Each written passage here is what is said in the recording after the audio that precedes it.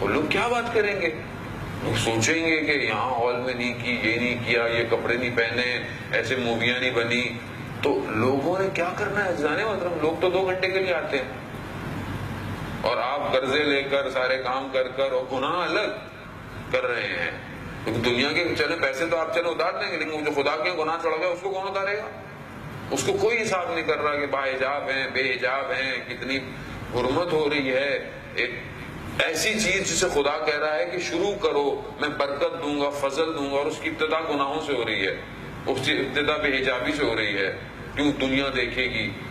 دنیا تو عزیزان محترم تالی بجا کے چلی جائے گی، پھر آپ کی جو تالی بجتی رہے گی ساری زندگی اس کا کون ہے؟ آج تک جو مسائل گھروں کے ہوئے ہیں کس نے آگے دنیا والوں نے سولو کیے؟ دنیا تو الٹا اور آگ بڑھتی ہے. کوئی نہیں آتا عزیزان محترم.